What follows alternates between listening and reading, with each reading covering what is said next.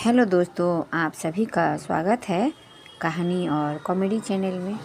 दोस्तों, आज मैं जो कहानी लेकर आई हूँ उसका नाम है रिटायरमेंट।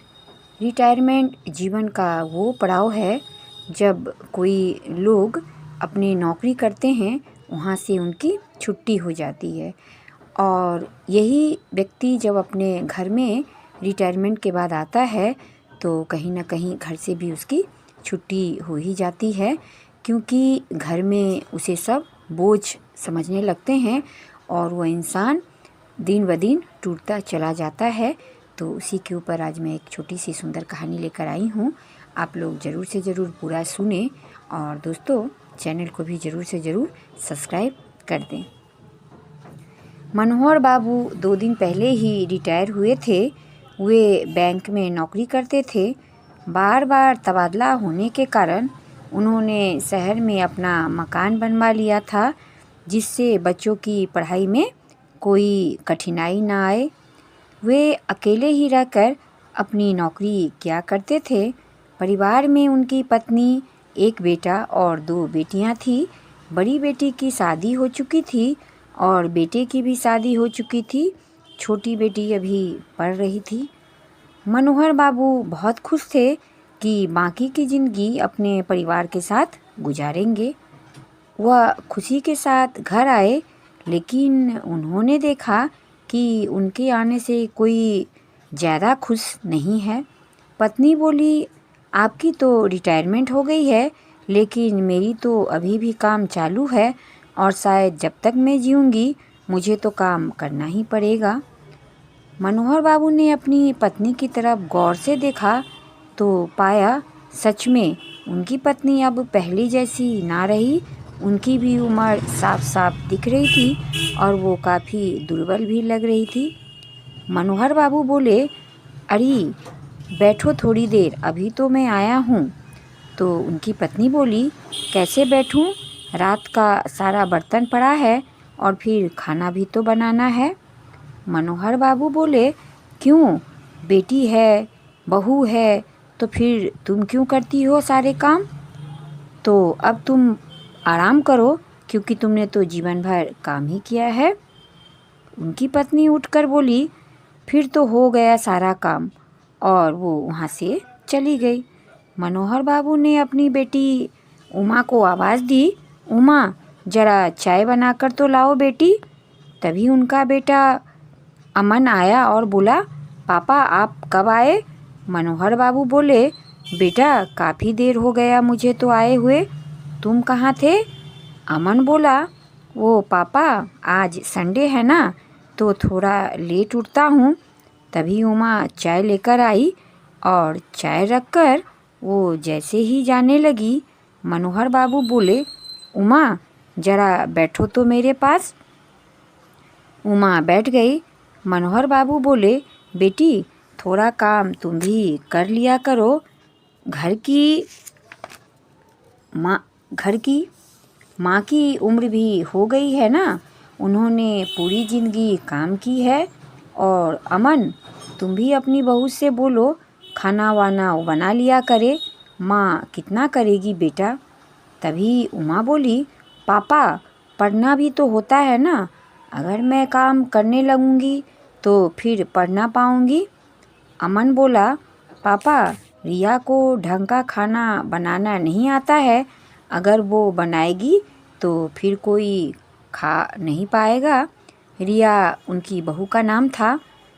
तो मनोहर जी बोले, अरे कोई बात नहीं, खाने वाले भी तो हम लोग ही हैं ना, खा लेंगे। तो कल से सुबह का खाना बहू बनाएगी और शाम का खाना उमा बनाएगी।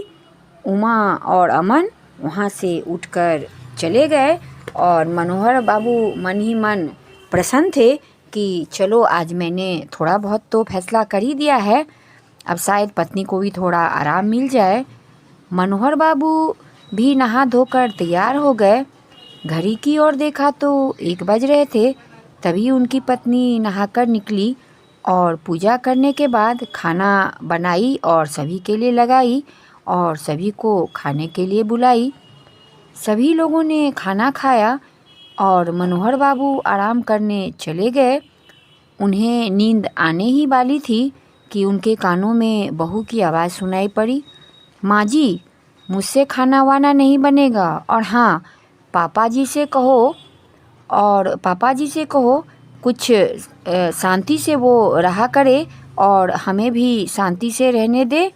और हाँ, उन्हें इतनी आपकी चिंता है तो स्वयं ही खाना बना ले। तभी उमा बोली, हाँ माँ, मुझे भी पढ़ना होता है, मुझसे भी ना हो पाएगा। मनोहर बाबू की पत्नी को ये सब पहले से ही पता था, लेकिन वो चाहती थी कि उन्हें भी इस बात की भनक ना लगे। लेकिन उन्होंने सब बात सुन ली और आकर बोले, बहू, क्या अपनी सास से इस तरह की बातें करते हैं? क्या तुम्हें अपनी सास का हाथ नहीं बटाना चाहिए? क्या तुम नहीं देखती हो कि अपनी सास की हालत कैसी हो गई है? और उमा, क्या तुम्हें ये सब शोभा देता है? ये तो तुम्हारी माँ है ना, मैंने जो कहा है वो तुम्हें करना ही पड़ेगा। यह कहकर मनोहर बाबू टहलने निकल गए। इस प्रकार बहू और बेटी ने खाना तो बनाया, लेकिन महीने का राशन 15 दिनों में शेष कर दिया। तब पत्नी ने आकर मनोहर बाबू से कहा, आपने क्यों कहा उन दोनों को खाना बनाने? उन्होंने महीने भर का राशन 15 दिनों में ख़त्म कर दिया। मनोहर बाबू ने फिर से बहू और बेटी को समझाया और सोने चले गए। रात को जब विनय आया तो बहू ने कहा, खाना बनाऊं तो सुनूं, ना बनाऊं तो सुनूं, अब मुझे यहाँ नहीं रहना, आप भी कुछ करो। अमन अपनी माँ से बोला, माँ, पापा को कहो ना, रिटायर हो गए हैं तो चुपचाप पड़े रहे, घर के कामों में दखल ना दे, वरना मैं अपनी पत्नी को लेकर अलग हो जाऊंगा। और हाँ, सुन लो, रिया खाना नहीं बनाएगी। और ये सारी बात मनोहर बाबू ने सुन ली। तभी पत्नी आकर बोली, क्यों जी, हम लोग सही थे ना, आपको ये सब करने की क्या ज़रूरत थी? और हाँ, आप चुपचाप पड़े रहिए, मैं घर का सारा काम कर लूँगी और आज तक तो करती ही आई हूँ ना। और हाँ, मैं नहीं चाहती कि अमन घर छोड़कर चले जाए। मनोहर बाबू की आंखें भर आई। उन्होंने अपनी पत्नी की ओर देखा और उन्हें अपनी पत्नी से ये उम्मीद ना थी। उसके बाद से वो एकदम चुप हो गए और वो चुपचाप खाते और घर के एक कोने में पड़े रहते। टहलने भी जाना उन्होंने बंद कर दिया। और एक दिन अपनी पत्नी से बोले, सुनो, मुझे एक जगह नौकरी मिल गई है, सोचा है कर लूँ, कुछ पैसे आ जाएंगे तो अच्छा ही होगा। पत्नी बोली, हाँ ठीक रहेगा, घर बैठकर भी आप क्या ही करेंगे, तो कोई काम ही कर ले। मनोहर बाबू पत्नी को भी साथ ले जाना चाहते थे, तो वो बोले कि तुम भी साथ चलो। तो पत्नी बोली कि ना, मैं कैसे जाऊंगी, घर में जवान लड़की है, आप ही जाइए। और अगले दिन मनोहर बाबू अपने घर से निकल पड़े एक नई जगह। लेकिन उन्होंने देखा कि उनके जाने से किसी को कोई फर्क ना पड़ा और उनके जाते ही घर में सभी ने राहत की सांस ली। तो दोस्तों, ये एक थोड़ी सी कहीं ना कहीं ज़िंदगी की वास्तविकता भी है कि मनुष्य रिटायरमेंट हो जाने के बाद चाहता है कि अपने परिवार के साथ खुशी से कुछ क्षण ज़िंदगी के बिताए, शांति से, खुशी से, आनंद से। लेकिन शायद ये संभव नहीं हो पाता है, जो कि मैंने इस कहानी के माध्यम से आप लोगों तक पहुंचाने की कोशिश की है। तो आप लोग ज़रूर पूरी कहानी सुने और चैनल को ज़रूर से ज़रूर सब्सक्राइब कर दें। धन्यवाद।